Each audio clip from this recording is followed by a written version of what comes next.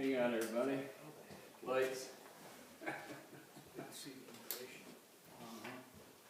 Get back in the swing of it, huh?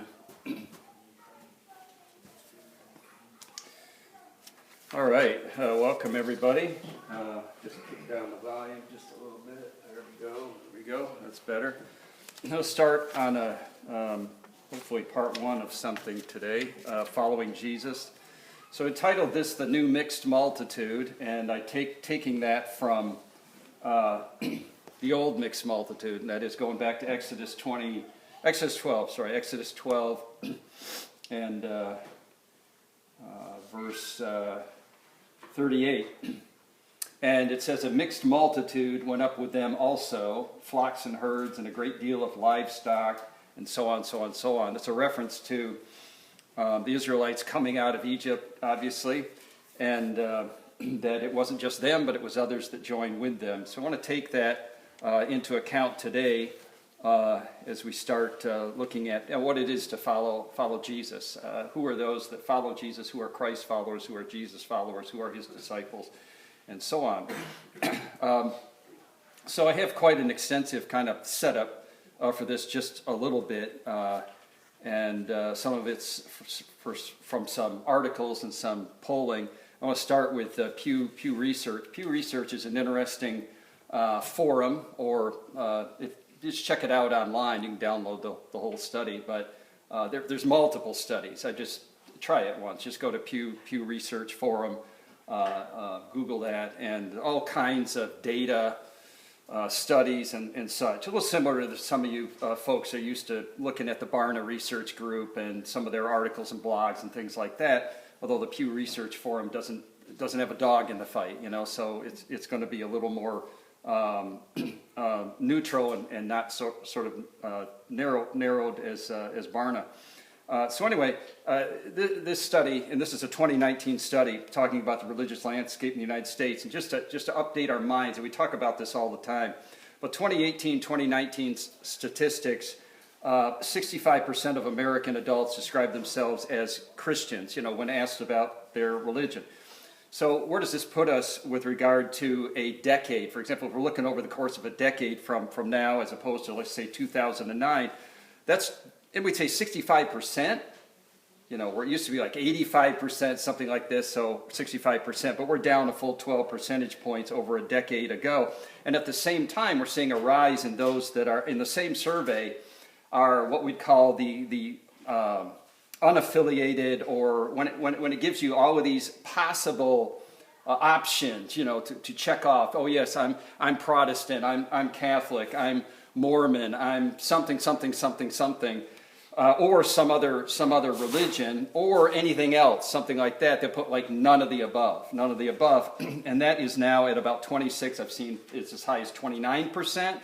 So down 65%, up now. I remember, some years ago, not too long ago, maybe 20 years ago, and that was 8% of the American population. So that's more than tripled, maybe in the last 20 years. But you're seeing this gap closing between those professing to be Christian, whatever that means, and those saying none of the above, and soon it will do this, right?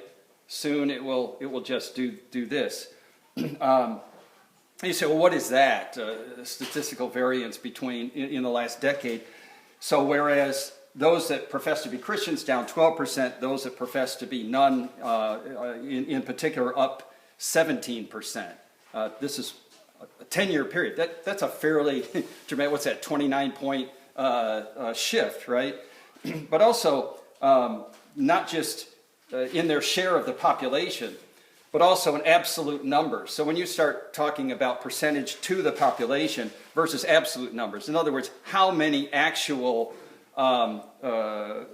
people in the United States, it rolls out to 10 years ago, about 170 million Christian adults.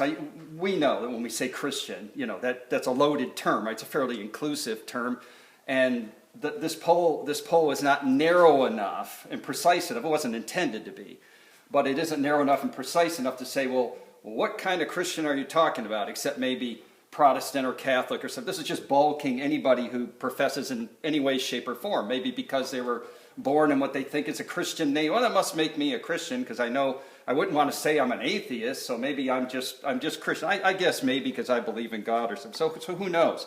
But whatever that number is, 178 million. Now, if you're looking absolute numbers, then today, even though the population has grown 23 million in the United States within that 10-year period, there's only 167 million. So it's a net loss, from 178 to 167 million. So not only is the percentage declining, we might say, well, yeah, that corresponds if the percentage declines and the absolute number declines.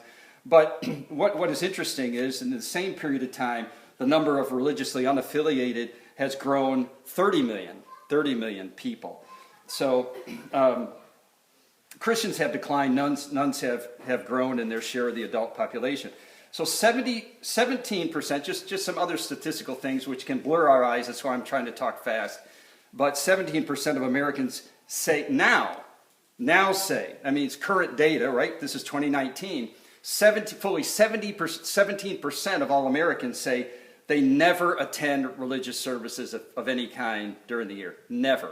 That's a fairly substantial statistic, right? 17%. That's up from 11% a decade ago. And again, these are just trending, but they seem to be trending all in the same direction without any abatement or without any pushback or without any blip, like it's some type of anomaly spiked by current events or something. So the shrinking share of Americans who then say they attend religious services even once a week, this was 37% in 2009, and now stands at 31%. Not that it's indicative of something.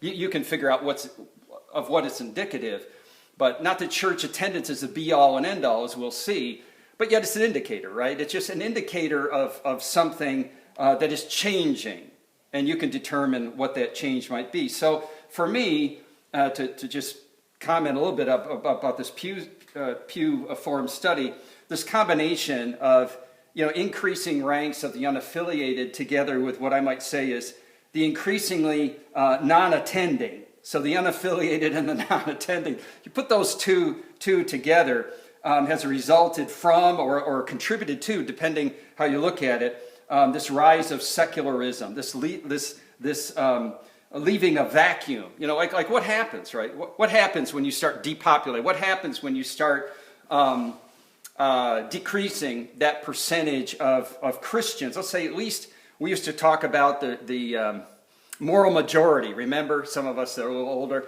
the moral majority back in the day, which was basically trying to capitalize on that high percentage of people who at least would affiliate with Christianity and say, oh yeah, I have values at least that are consistent with, even though I don't go to church or something like that.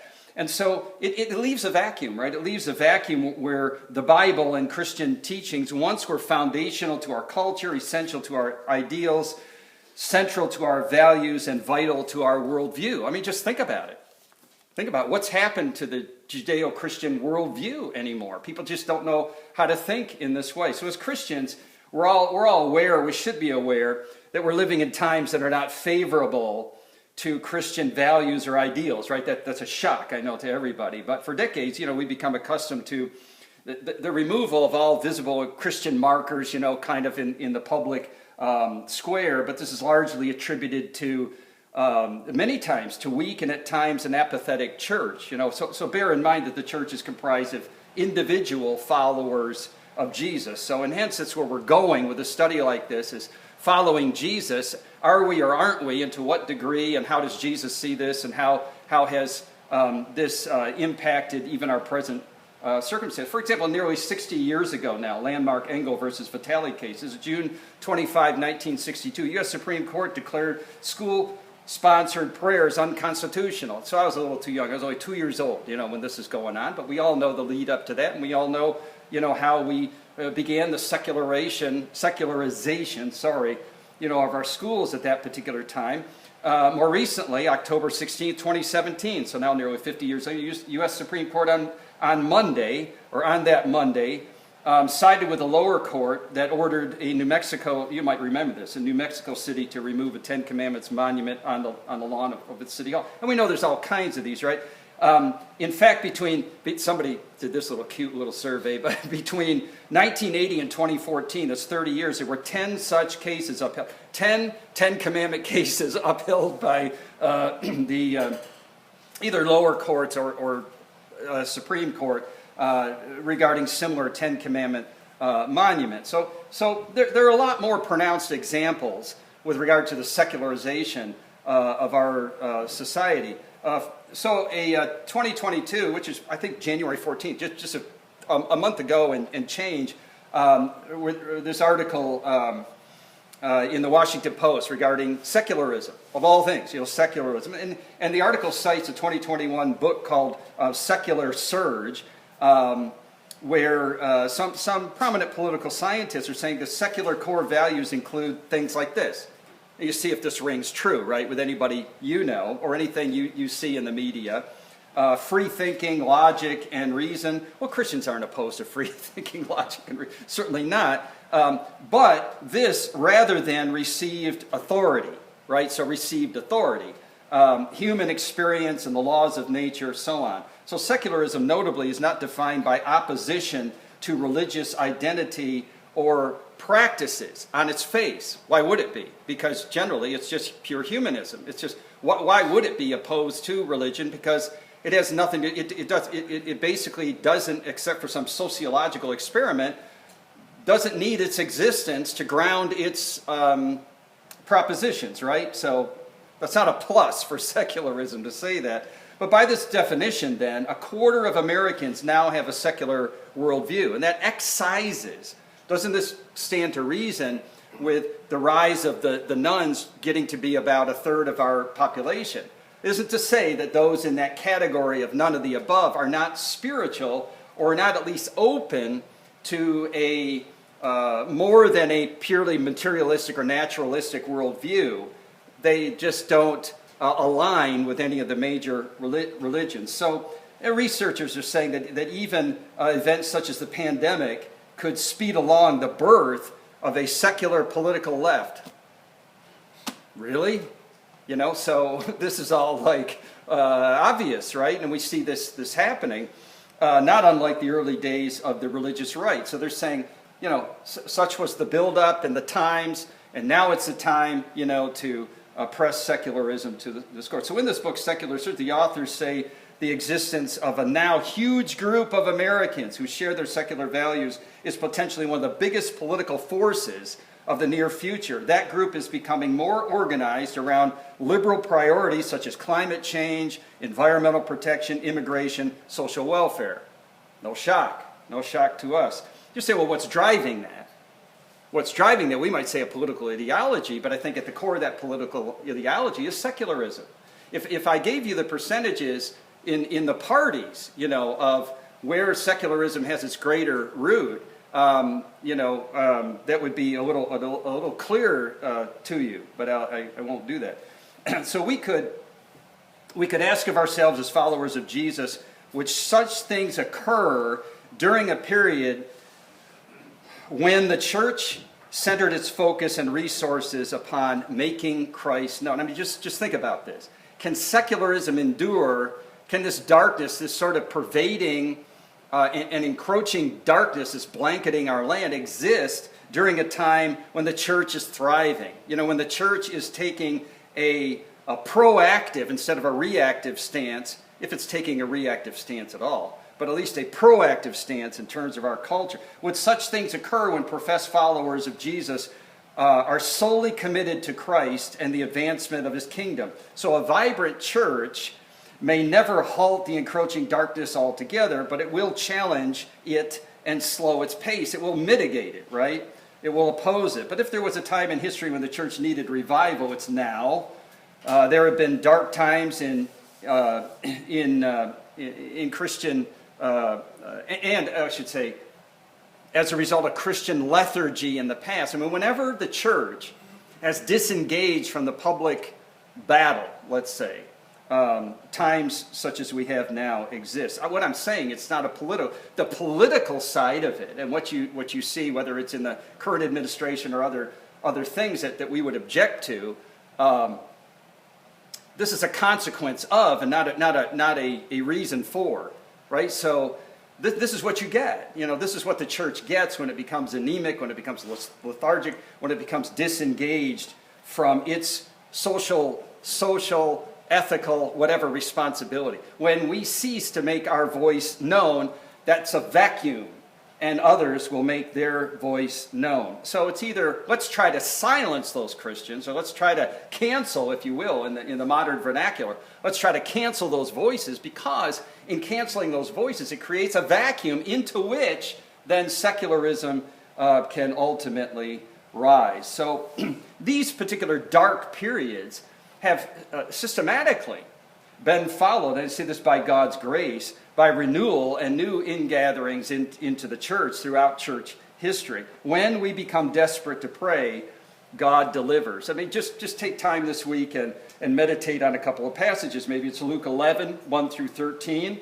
and Luke 18, 1 through 8. It gives you some insights into, importunate prayer and people that are desperate for God and how God moves during those times. Let's speculate on why Christianity is declining in the United States. This is a 2016 blog post, which I thought was interesting because the author, David Gushee, gives about 9 different reasons. I'll just tick them down really quick. So some of it is basically saying, well, it's all those mainline denominations. They've just gone so liberal, and if they were more robust and more orthodox, then we wouldn't be in this problem. That's one. But then on the other side, they'll look too at the more conservative types of congregations and say, well, their excesses and their intolerance and their rigidity, has really caused a lot of the failure to be dialogical, the failure to have this discourse, with those that are in opposition, instead just laying down strong dogmatic kinds of lines of demarcation have sort of. So I won't go into this a lot, nor am I trying to justify. I'm just, giving you what another has said, and you can ruminate on them a little bit. Also, prosperity and affluence. When everything's great, right, people get distracted. I mean, when everything's going great, and the money's there, and the income's there, and we're doing well, and this includes the church. When churches are so well endowed and affluent, and they can just build incredible, whatever, and not pointing the finger at any in particular, but just saying it as an objective fact. When this happens, you tend to become distracted from some of the more prevailing issues in society. Also, number 4, the pre-modern claims of traditional Christian faith, so-called. I'm not saying that what we believe is pre-modern, but that's how those that are more secular and scientific and rationally oriented will say, well, all your beliefs, whether it's a 7-day creation week or whether it's, whatever your assertions are, well, those are all pre-modern. And the biggest one with the secular movement is your belief in miracles, our belief in miracles, right? That we will assert that the miracles in the Bible are not mythical, or not just the aspirations of those that really wanted to attribute to Jesus this high status that he didn't really, that the actual Jesus really didn't deserve, or some thinking is this, and they just slap the label well, that's pre-modern. That's pre-modern thinking. Science has just evolved beyond belief in God. Science has evolved beyond the Scripture. Science has evolved beyond Jesus and the Christian claims. And then number 5, hypocrisy. What I should say in addition to that is the failure of the church to answer that. The failure of the church, and I'm not saying this is a broad brushstroke, because there are those very capable apologists who are out there in the public square defending this on college campuses and elsewhere. But what about your town? What about your the local? It's one thing on a macro level to see some bright lights out there like William Lane Craig and others doing this. But what about locally? Who's answering it in Gloversville? Who's answering it in Johnstown? Who's standing against this secularism? And then how about hypocrisy? Hypocrisy conflicts in the church. Is that not something that hits home? How many have been involved in some local church, especially, that any outsiders would take a look, or especially those that maybe come within the church, and it isn't long before they just see inconsistencies. And this gets back to the title of the series, Following Jesus, and why it's important that we do it His way, because when we do it His way, we're so closely aligned with Jesus, so immersed in Him, that the charge of hypocrisy will not stick, right? I mean, we're all going to do this imperfectly, but the charge of hypocrisy won't stick, or there won't be so many conflicts within the church that are either associated with power, control, or money, or something, because we're all so fixated on the same kind of person who's leading the way. Then there's the fading of cultural Christianity. So it's like a self-feeding kind of thing, right? It's a snowball effect, that as the percentage of one goes down and a corresponding increase of the other, and this increase of secularism, then what happened to cultural Christianity? I mean, we used to make this a highlight, that there are those who are part of that 65% block, that it's cultural to them. We could go to parts, whether it's the Deep South and the Midwest and places in the country, where you see a stronghold of Christianity, churches on every corner, or maybe 10 churches on every corner, and up and down the streets, and all the like. And with that comes a certain cultural Christianity. This becomes then the dominant worldview. Whether you're in the church, outside the church, you still have your mind rather conditioned or framed according to a Judeo-Christian worldview. But to tell a millennial what was good enough for grandpa, so it's good enough for us, well, and now you're talking Gen Z people. Millennials aren't joiners, they're into whatever. They're going to be free thinking, standalone, and whatever. So this just doesn't work. And then one other reason is that Christianity isn't producing many compelling leaders. Now we know there's the celebrity sort of churches, and I say this kindly, but the celebrity where a person has more name recognition, let's say. That's all I mean by celebrity. There's name recognition there. Publishing houses do a great job at messaging and making money off of this. Not to be vulgar, the content is good, but still, this is what we do in the United States. So, but on a local level, this is where most people live. Only about the statistic is only about 8% of all Christians are in those massive megachurches that you see on TV. That means 92% are gathering like we are. There's small assemblies all over the place. So are there compelling leaders? Are there compelling leaders in a community and in an area that basically can articulate the Christian faith, that can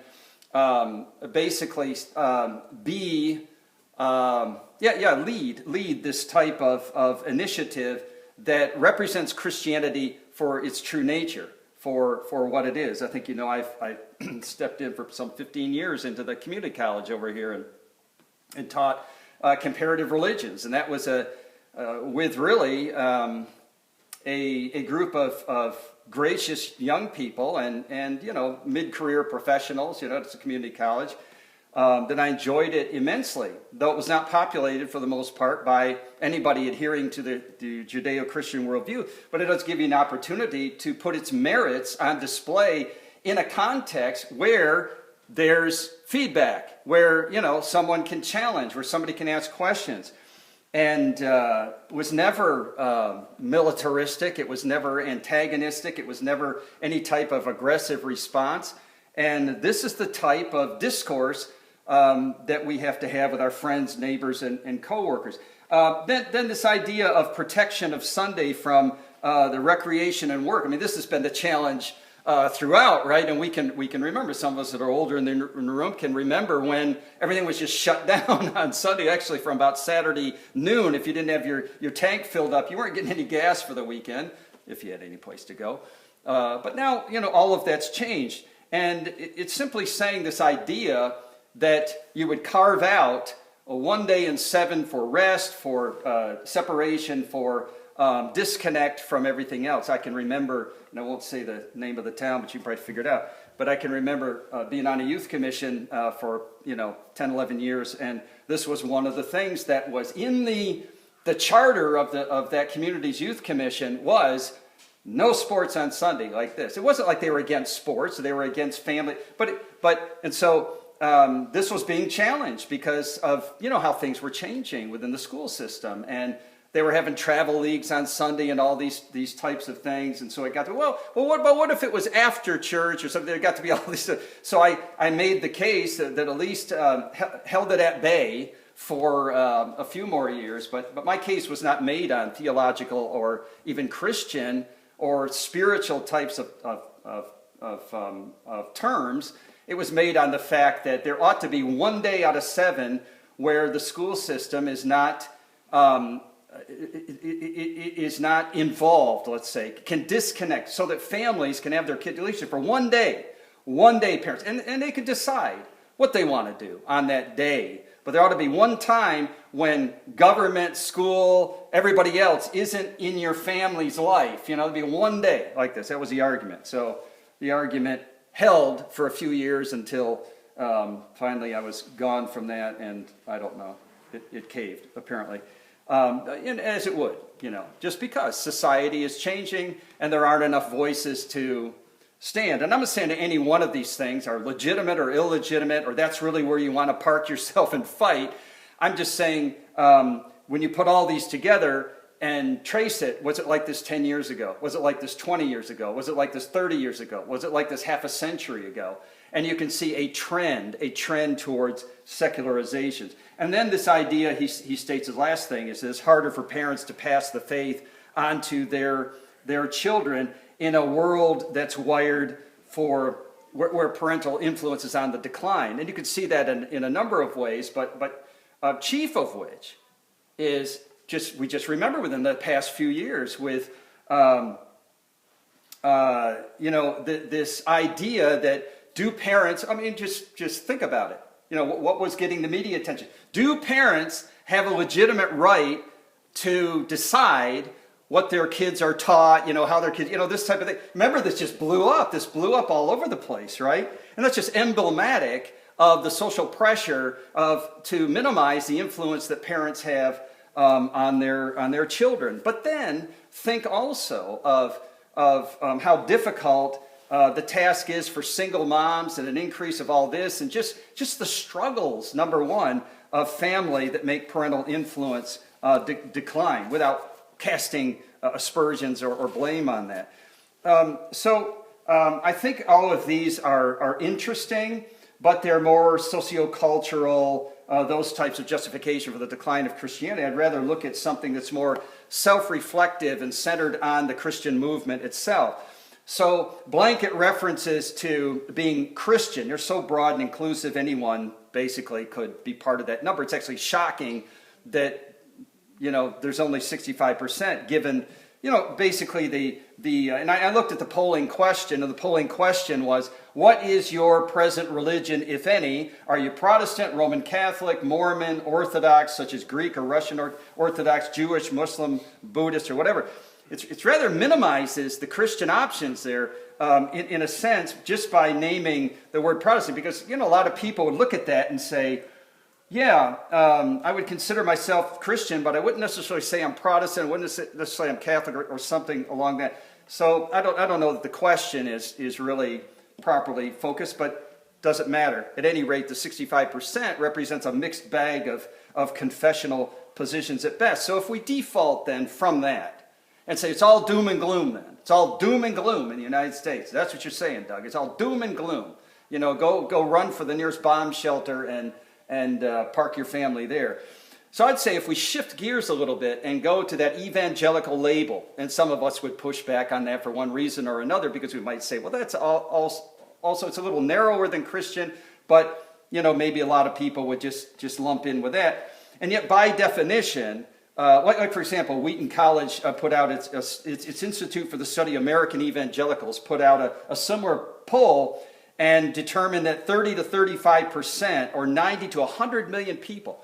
So if you take that 167 million, let's say, and say, well, 90 to 100 of them are evangelicals, that's a little bit more encouraging, because that evangelical label doesn't ask what church do you go to, what faith tradition are you part of. It's where do you stand in terms of Jesus and the Gospels, in terms of your forgiveness of sin, relationship with God, and eternal salvation. And you'd say, well, is that corroborated by any other study? So you take the 2020 Gallup poll, Gallup for all of its worth, right? But here, 34%, they say 34% of American respondents describe themselves as born again. You know, born again. Well, that's a pretty big, that's a third of the population, basically, we're looking at. Fully one third of the population. Of all the demographics that are going down, unabated and unchallenged, the evangelical bloc is the only one that's growing. I mean, that should be encouraging to us in the United States. While everybody's checking out of all sort of other forms of Christianity or religion, it is the evangelicals in whatever way, shape, or form. These are not necessarily church attenders. Now get this, these might be disaffected, unchurched, dechurched kind of people that are saying, I'm embracing Jesus and the gospel, not so sure much by all those Christians and those churches, right? Now, and we might not agree with that approach, but I'm just giving you some perspective on our culture today and where people are, and many times you'd say, yeah, can't blame them. Can't blame them based on your own personal experience or something. You say, can't blame them. It might not be a theologically correct position, right?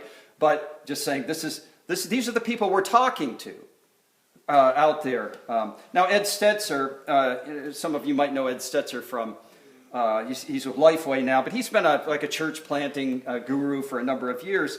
So he's responding to a New York Times posted a scathing article with regard to this Pew Research Forum, declaring, see, Christianity is on the decline. But here's what Stetzer has to say in response. He's responding 2 days later.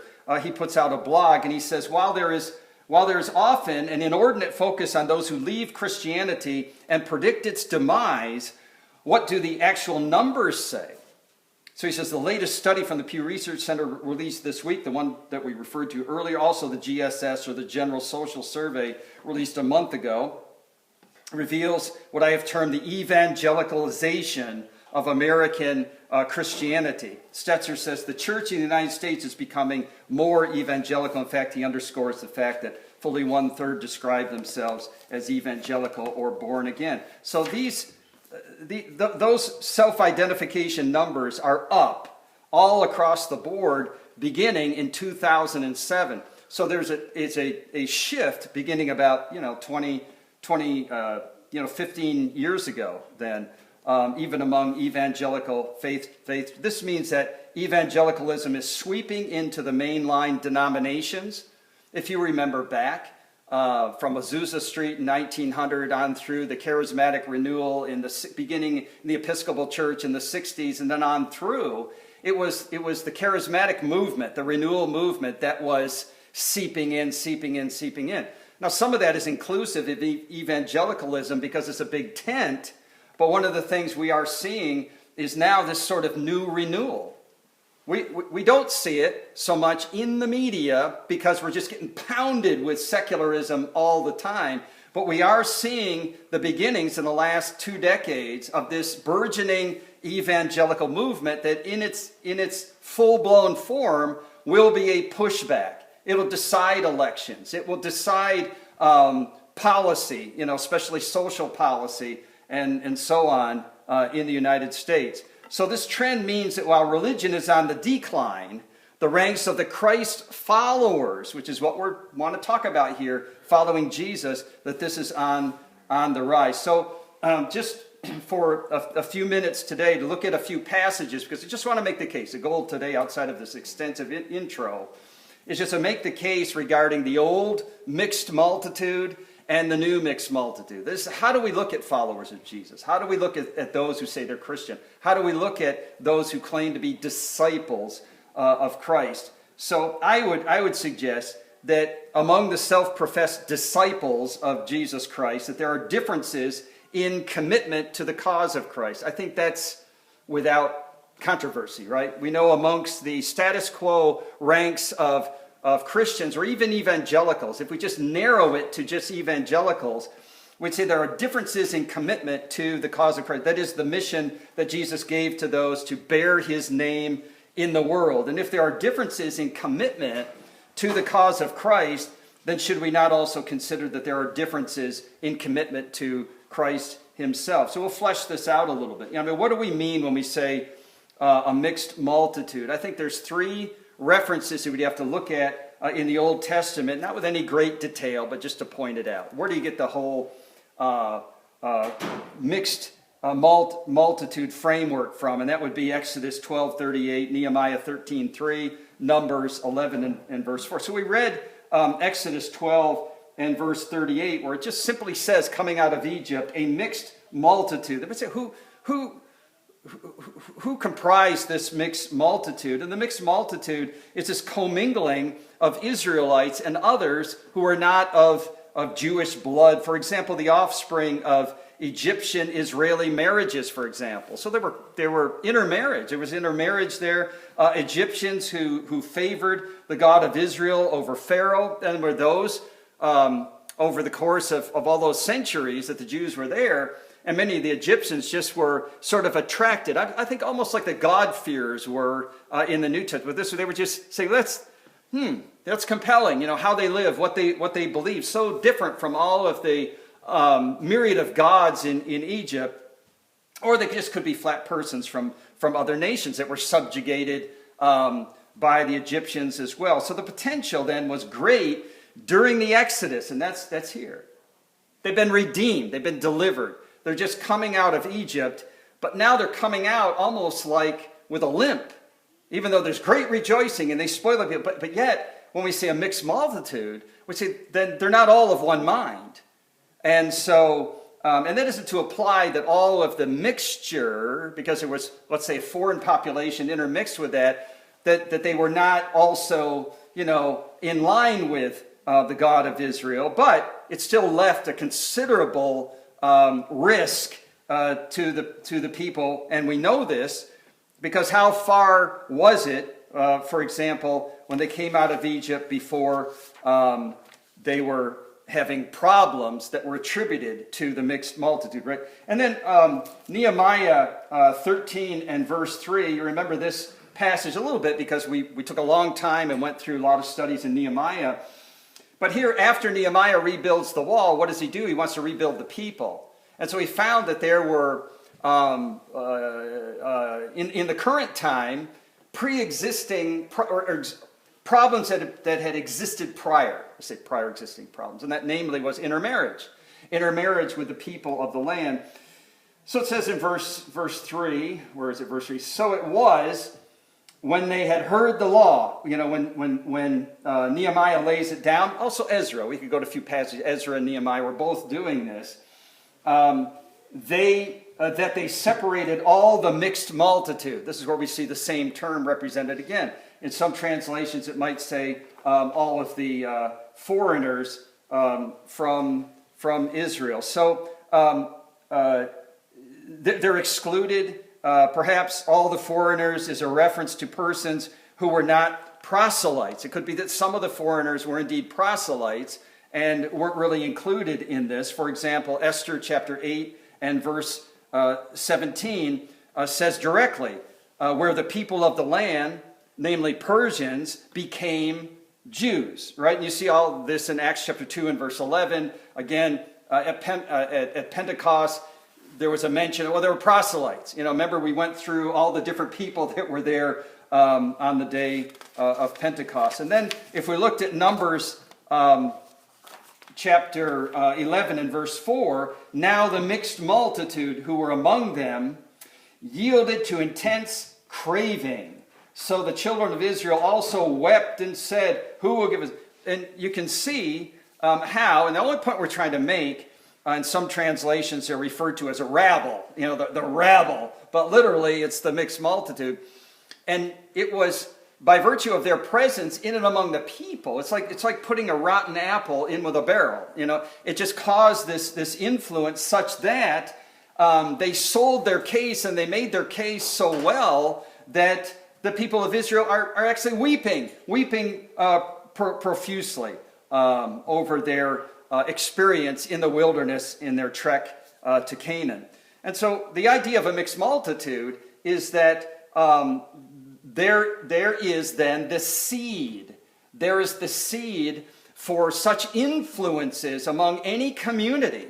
I mean, we know this. We know this. You know this. Just go to your workplace and give me a name of one person. Just one person who, but for that person, there would be less stress, there would be less negativity, there would be less whatever, right? And we know that all you need is maybe a handful of a negative influence that can destroy, just a lot of work that's being done. And we know this is true within the church. We know this is true we call this the mixed multitude, right? And I say this in a literal sense, in a very, very literal sense. So does this hold true in the New Testament as well? So let me give you a few passages in the New Testament just to further make the case, and then we will vet this out a little bit, because it is intriguing to know.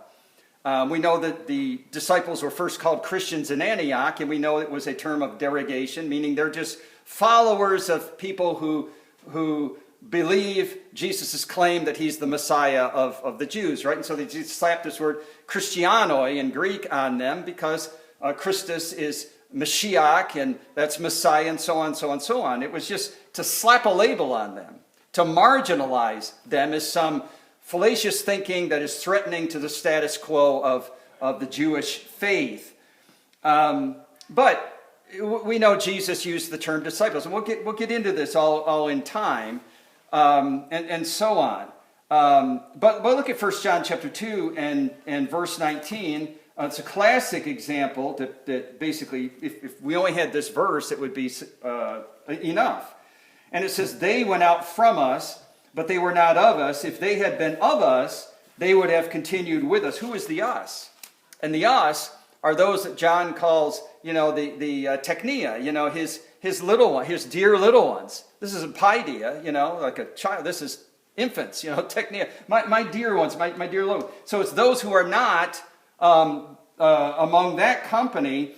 It says, but they went out that they might be made manifest that none of them were of us. And it gives us a hint in 1 John 5, going back to chapter 1 and verses 5 and following, as to the distinction between the two groups, because it is those that do, and then there are those that claim, right? So you see this distinction. If we say we have, if we say we have fellowship and walk in darkness, we lie, but if we walk, right? And so there's three couplets there, both between what we say and don't do, and what we do rather than say, right? So this is an indication that there is a line of demarcation within the church, a line of demarcation among this particular Christian fellowship.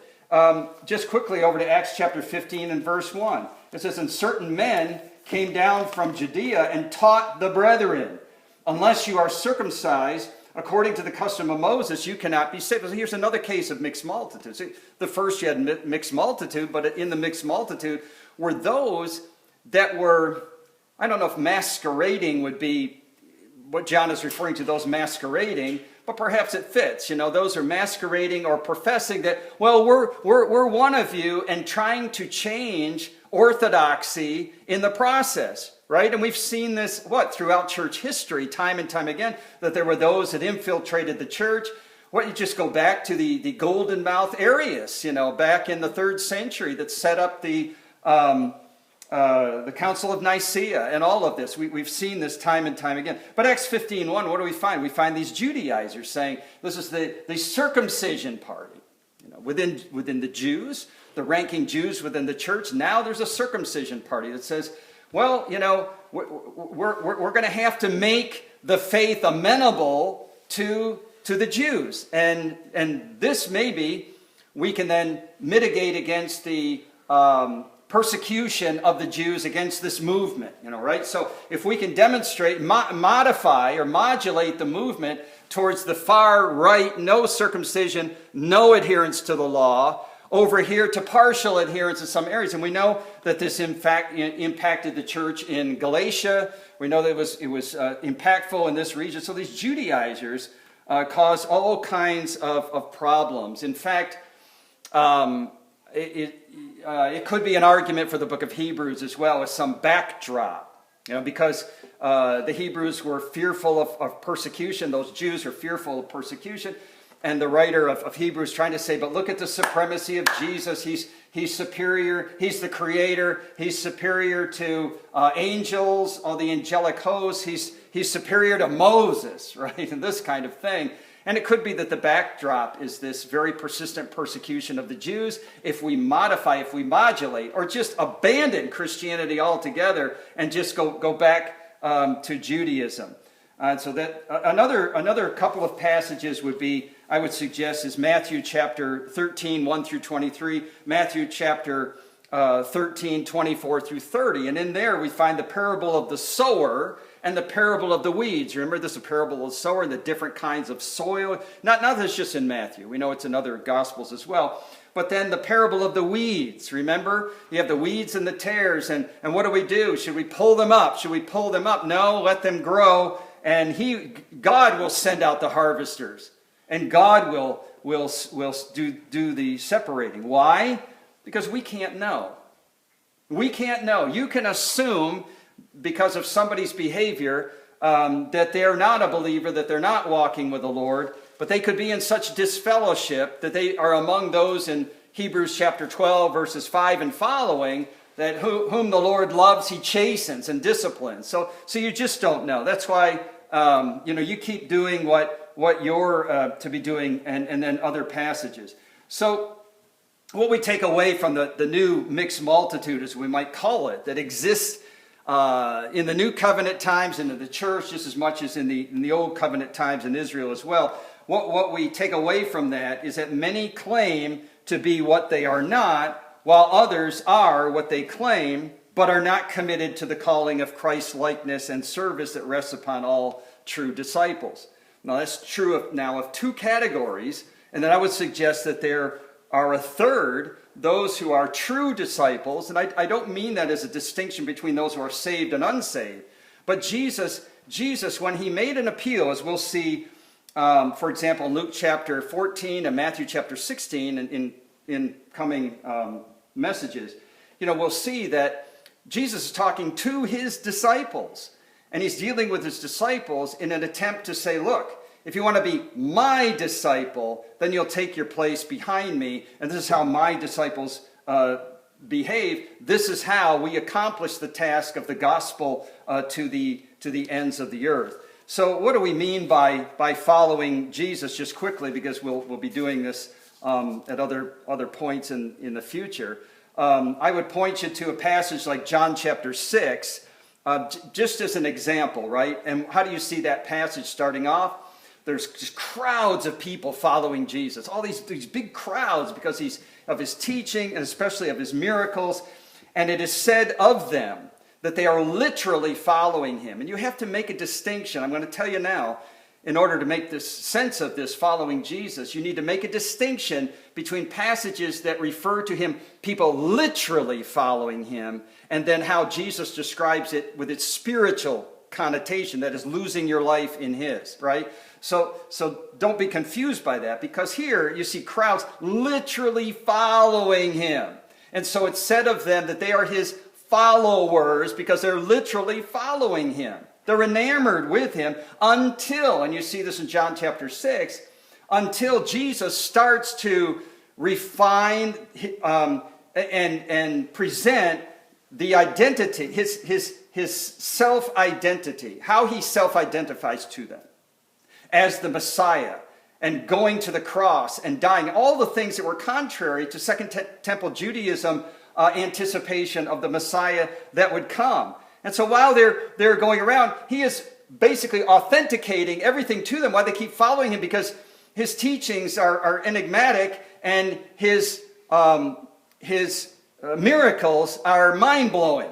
And they're thinking, yes, finally, God has sent to us the one who is going to throw off the Roman Empire. He's going to boot Caesar out of our backyard and so on. The Roman soldiers off the streets. This is the one.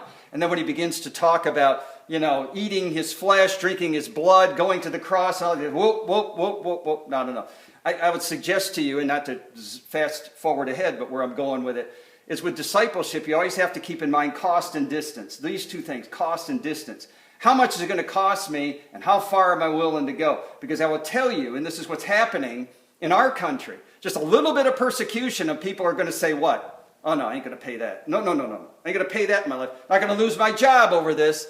I mean, you'll lose your job over a vaccination, right? I'm not slamming people for doing that, but I'm just saying by comparison, how many would lose their job over persecution for being a Christian, right? If it just came to that. But I'm just suggesting that this is what happened to John chapter, and we see this in verse 60, for example. And they left.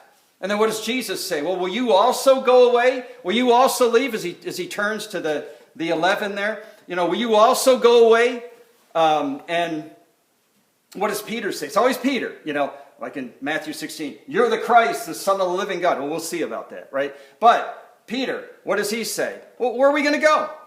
Where are we going to go? You have the words of eternal life, which is in concert with... Now Peter can be an off-the-rails disciple, and we'll point that out in Acts 16, in Matthew 16, but there's a difference between an off-the-rail disciple and a non-disciple, a false disciple sort of thing, right? Because he's there for whatever it happens, Peter's there for the duration, even though he denied the Lord three times. The crowds are an aggregate of Jews seeking to disrupt the mission of Jesus, or disciples, and this is what gets me, right?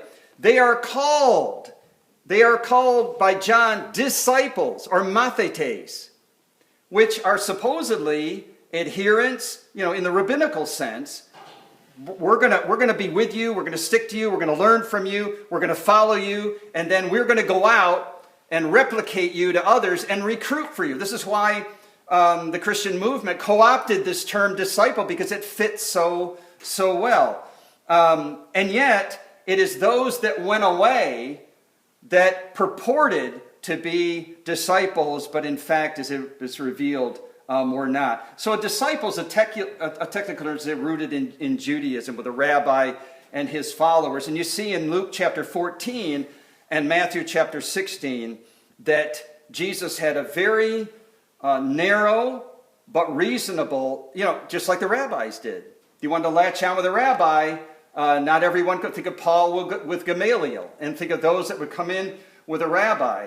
Now, just think about this for a moment. They were still Jews. They were still part of Judaism. But if they wanted to take it to the next level and study with a rabbi and actually adhere to that rabbi and those teachings and replicate the particular tradition that rabbi had on the Torah, it was 100%, or you're not there.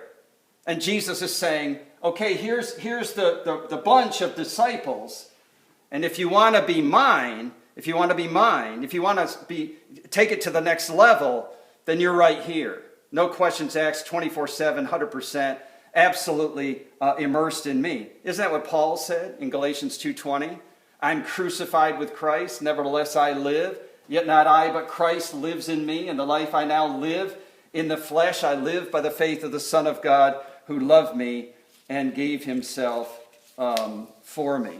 So I'm reminded a little bit of Gandhi's words, where he says, I like your Christ, but not your Christianity. I believe in the teachings of Christ, but you, on the other hand, on the other side of the world, do not. I read the Bible faithfully and see little in Christendom that those who profess faith pretend to see. And the Christians, above all others, are seeking after wealth. Their aim is to be, and he's talking about the West, their aim is to be rich at the expense of their neighbors.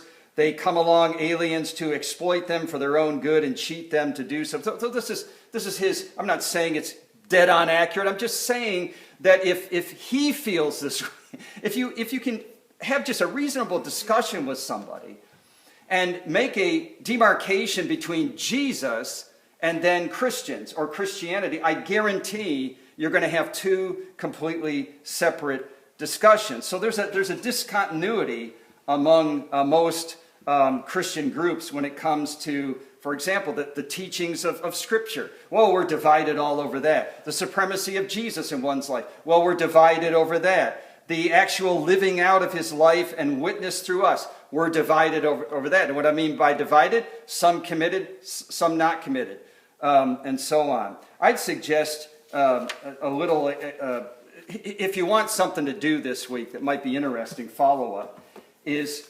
have some conversations with people, little short conversations. Do your own poll and say, and basically the question is, would you consider yourself to be a Christian? Don't say why or why not or whatever. Just see if you get a different response between these two questions. Do you consider yourself to be a Christian? Or two, do you consider yourself to be a follower of Jesus? And I guarantee those are two different. Which one's the most provocative?